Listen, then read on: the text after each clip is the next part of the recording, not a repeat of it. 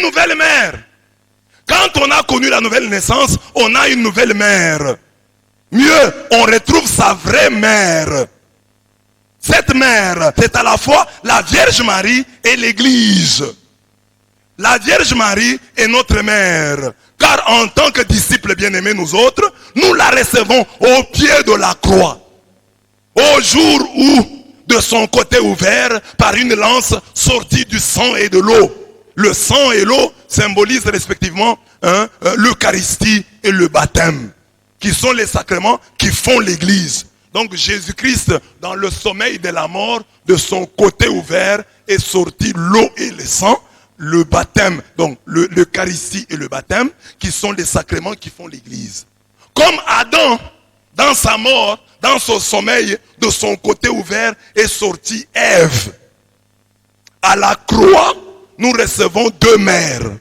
Première mère, la nouvelle Ève, l'Église, ici symbolisée par la sortie du sang et de l'eau, baptême au sang, Eucharistie, qui sont les sacrements qui font l'Église. Amen. Adam, l'ancien Adam, le vieil Adam, dans son sommeil, de son côté ouvert, est sorti Ève.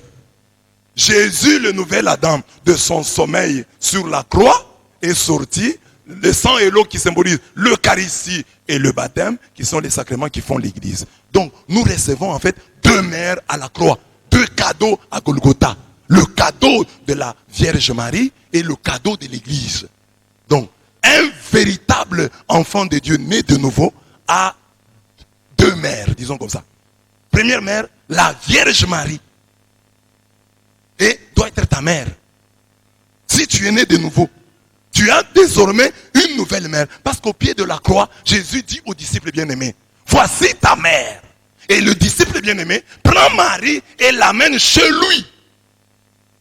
Donc c'est ça aussi que tu dois faire. Marie doit être chez toi. Tu dois l'amener. Jésus te dit, voici ta mère. Regarde-toi catholique, la place de la Vierge Marie dans ta vie. Elle est vraiment ta mère. Tu es catholique, mais tu as une mentalité protestante. Tu as une mentalité pentecôtiste. Marie n'est pas ta mère. C'est vrai qu'à l'église, tu la défends. Mais est-elle ta mère? Défendre Marie ne signifie pas qu'elle est devenue ta mère. Il y a des gens qui peuvent défendre Marie parce qu'en fait, ils défendent la foi de l'église parce qu'ils sont catholiques.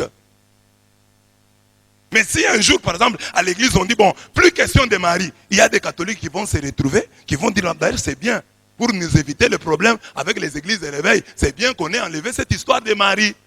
Mais il y a des chrétiens qui ne peuvent pas laisser Marie. Même si je fais de la théologie fiction, même si un jour on dit plus de Marie, eux s'attacheront à Marie parce qu'ils savent l'importance d'une mère dans la vie d'un enfant.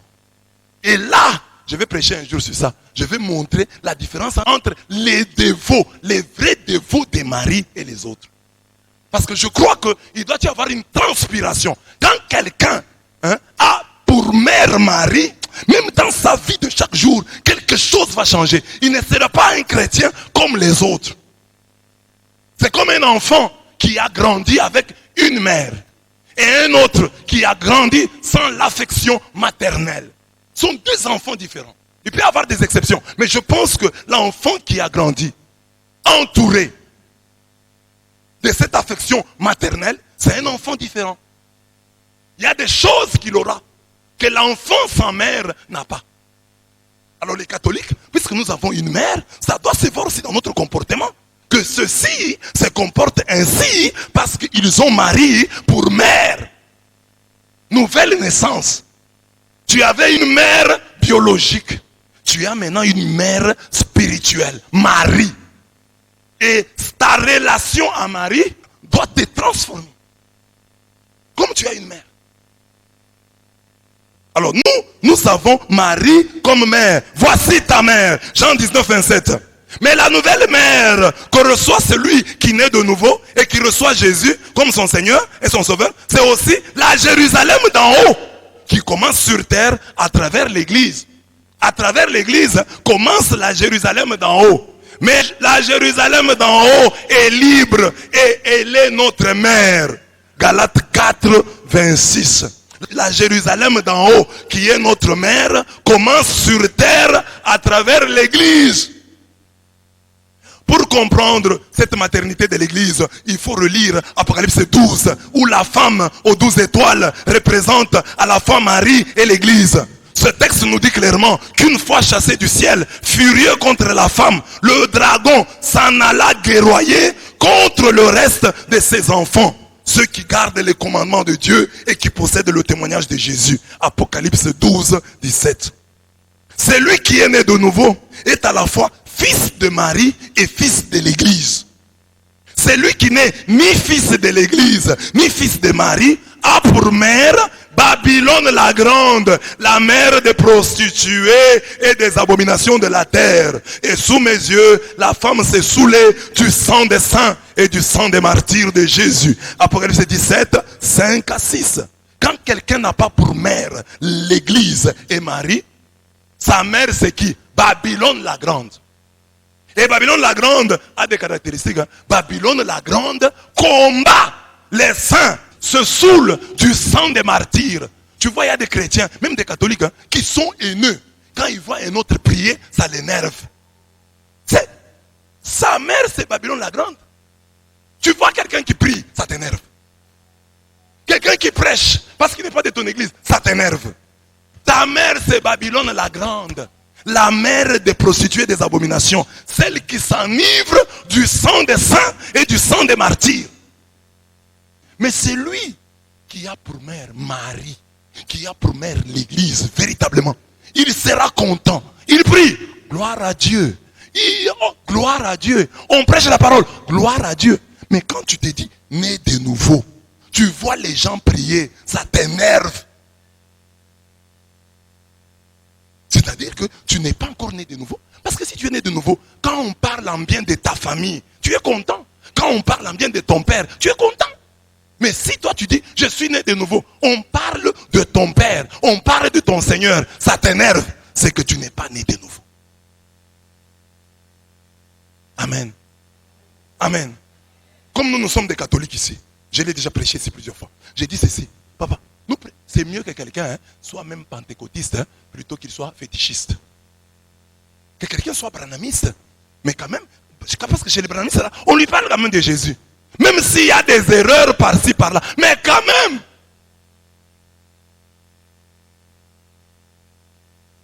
Amen. Demande à ton voisin, tu préfères un branhamiste ou un occultiste? Hein?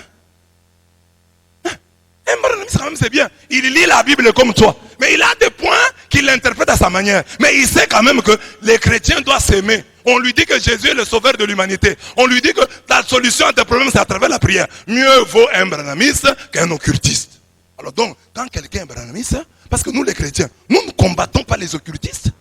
Vous ne trouverez pas un chrétien qui chaque jour, les pasteurs là qui ont des enseignements contre les catholiques, n'en ont pas beaucoup contre les occultistes.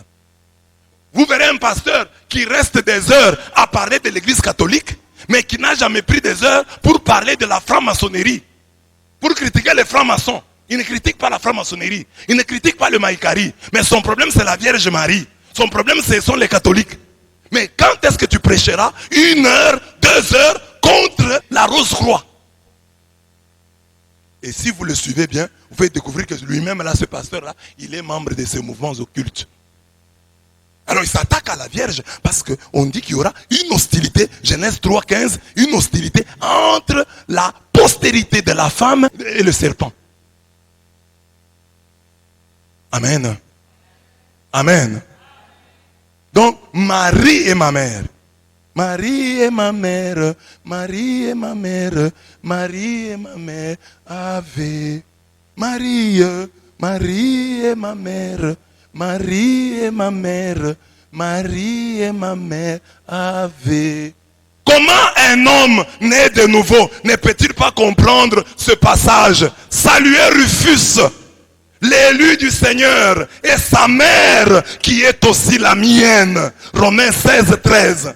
Paul, écrivant aux Romains, dit, saluez Rufus, l'élu du Seigneur. Saluez sa mère, qui est aussi la mienne. Ça, c'est la simple politesse chrétienne. Pour un chrétien, la maman de l'autre est aussi ma maman. Romains 16, 13. La maman de l'autre est aussi maman. Regardez votre voisin. Dites-lui, dans la bonne éducation que j'ai reçue de mes parents, ta maman, c'est ma maman. Mais maintenant, les chrétiens qui disent que Marie n'est pas leur mère, ils ont reçu cette éducation de qui? Du diable! Parce que nos mères et nos pères biologiques nous ont appris que la maman de l'autre, c'est ta mère. Mais si la maman de l'autre est ma mère, que dire de la maman de Jésus-Christ? Saluez Rufus, l'élu du Seigneur. Saluez sa mère, qui est aussi la mienne. Amen. Dites à tous les sectaires, Marie est la mère de Jésus, mais aussi votre mère. Et ils doivent dire Amen. Mais vous verrez, ils auront du mal à dire Amen. Amen. C'est qu'ils ont une autre mère, Babylone la grande. La mère des prostituées et des abominations de la terre. Celle qui s'enivre du sang des saints et du sang des martyrs. Apocalypse 17, 5 à 6. Amen. Dites à votre voisin, ta mère c'est ma mère. Alors, si ta mère est ma mère, que dire de la mère du Christ? Tout le monde devait être fier de dire, Marie est ma mère, Marie est ma mère, Marie est ma mère, Ave